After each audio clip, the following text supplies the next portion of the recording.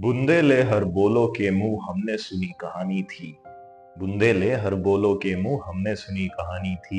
खूब लड़ी मर्दानी वो तो झांसी वाली रानी थी।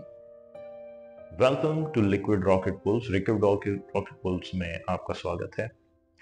ये दो पंक्तियां शायद ही कोई ऐसा भारतीय हो जिसे पता ना हो। These two lines were taken from the poem by Subhadra Kumari Chauhan, who immortalized the tale of Rani Lakshmi Bai. Rani Lakshmi Bai strapped her child on the back and took on the might of the British Empire. Tales like these are more common than you think in the Indian history. Tales of sacrifice, courage, and bravery. Yet, the topic of women in combat is a bone of contention between the women and the Indian army, the biggest of our arms in the military itself. Present status is that women can serve in all corps in the Indian Army except the infantry, mechanized infantry, and the armored corps, which are the main fighting corps of the army. And that too in only other corps they can serve as women officers. So no JCOs or no enlisted women. In the Air Force, they have been integrated to be fighter pilots, and that's a positive step. In 2022, Supreme Court granted the women permanent commission in the military in a landmark judgment. So what is the argument against using women or commissioning women as combat officers? The first argument is, of course, the most commonly used and is the most obvious, the physical and physiological. The physical argument is that a woman is not as strong or doesn't have as much endurance as a man. Now, this argument, when we look at history and the wars that this world has gone through, it can be less convincing if we analyze those conflicts. For example, in the Korean War, the South Koreans were generally a lot less strong and had a smaller stature and lighter weight than their American, British, Australian contemporaries or peers or working with them. But did that directly make their capabilities less, or were they not able to complete the missions that they were assigned? Same could be said for their adversaries, the Chinese. They were also on average lighter and smaller stature, and probably the strength factors were lower for them, but they still performed their duties. Other very factual counter argument about this is the case of Suman Kumari. She is a sub-inspector in the BSF. She actually enrolled in the sniper course at the Central School for Weapons and Tactics and passed with flying colors. She achieved instructor grade in that particular course. By the way, the sniper course is one of the hardest courses offered by the BSF and their premier schools. In history itself, the World War II completely and convincingly illustrates how women can be effectively used in combat. Soviet Union used a lot of women snipers, and they had a totally separate school for women snipers. One of those snipers was Ludmila Pavlichenko, and she was called Lady Death. She had 309 confirmed kills, out of which 36 kills were snipers themselves, done in counter sniper operations. Now, these examples kind of make the argument of physical and physiological factors less convincing. And then there is the case of women who work as fighter pilots in the Indian Air Force and a lot of other air forces around the world.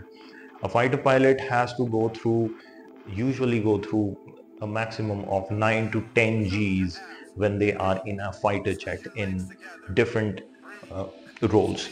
Now, if you are not fit enough, you can't be a fighter pilot. And the women in the Indian Air Force, serving in these roles have proved themselves that they are completely capable of performing those roles, and they are at par or sometimes even better than their male peers. Since the opening of all positions of combat to women in 2016 in the US military, women there have also proved themselves in different roles like tank commanders, tank loaders, or some other roles that are assigned in combat, infantry officers. So, if the arguments against the physical and physiological aspect of the women in combat topic are not so convincing, then what is the real reason, or what is the reluctance of the Indian Army to not make women all positions of combat available to women? Well, the real reason is actually not the capability to complete mission objectives or tasks. I think women can easily complete those tasks and perform their jobs and functions. They are doing so in other corps like intelligence, signals, and so on and so forth. The problem is the way the army is made up.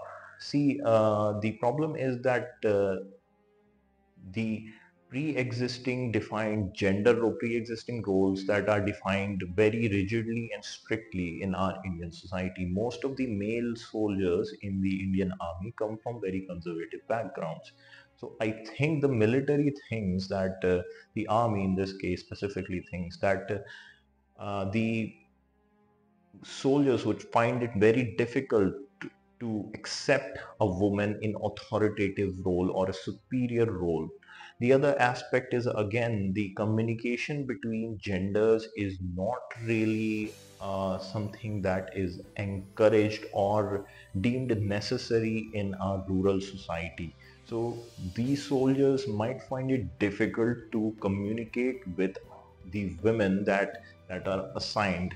Now this is less of a problem for the Indian Navy and Indian Air Force because recruits from those or because of their technical roles, so more well read and professional relatively. But infantry and mechanized and armored, so these would find it difficult to integrate women at this stage. So the problem is not the army itself or the army's brass or the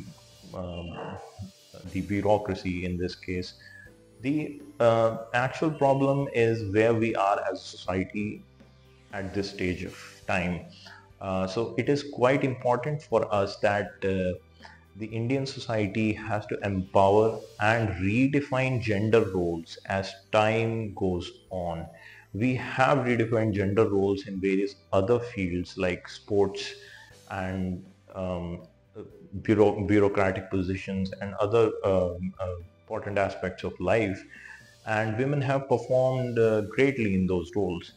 Just like that, gender roles need to evolve and we have to redefine the roles, and inclusion of women and integration of women into our military will act as a force multiplier for our nation. Because when a woman comes into an organization, she brings a whole new perspective, whole new multi-dimensional way of thinking that I think that due to psychological factors, men cannot do those, cannot think the same way. We are too different, as mentioned by the army itself. We are biologically different. But that is not a disadvantage. I think that is a disadvantage. Actually, in I think 2017, there was a very interesting web series called The Test Case, starring Nimrat Kaur. Uh, it kind of tried to explain the topic of women in combat. It involved Nimrat Kaur joining the Special Forces recruitment course, and it revolves around that. So yes, we can do it, but the society needs to evolve, and we need to, I think, for think more independently as a nation. And that's our video for today, and I hope you liked it. Subscribe, comment, and like, and do those things, because it takes a lot of time to research these topics. And I hope you liked our video. Thank you.